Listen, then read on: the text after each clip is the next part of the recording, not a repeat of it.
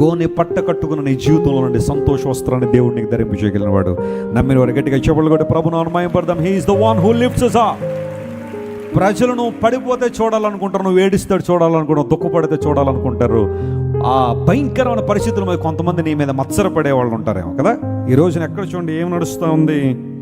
మత్సరం, ఎదుటివారి బాగోగులు, లేదంటే ఎదుటివారు కొంచెం బాగున్నారు అంటే వారవలేనితనం, మత్సరం బాగా పెరిగిపోతాం. కొంచెం మంచి బట్టలు వేసుకున్న వాళ్ళని చూస్తే కొంతమంది మత్సరపడుతుంటారు. ఒక మంచి కారు వేసుకున్న వాళ్ళని తిరిగితే మత్సరపడతారు.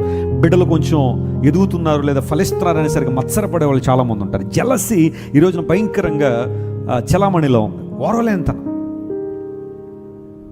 ఒకవేళ మత్సరానికి నువ్వు గుర్రవితే పర్వాలేదు, తర్వాత సంగతి దేవుడు నీకు రివార్డ్ ఇస్తాడు. కానీ నువ్వే ఎవరి మీద మత్సరపడుతుంటే జాగ్రత్త సుమా, ఇబ్బందులు బాలవుతావు. దేవుడు ఎవరైనా దీవిస్తే వారిని చూసి ఆనందించు. ప్రభువా అలాంటి దీవెన నాకు కూడా దయచేయని ప్రార్థించడం తప్పేం లేదు. కానీ వారిని ఎలాగైనా ఇబ్బంది పెట్టేయాలి, బ్యాడ్ చేయాలని సమాజంలో జలసి ఈ రోజున భయంకరంగా పనిచేస్తా ఉంది.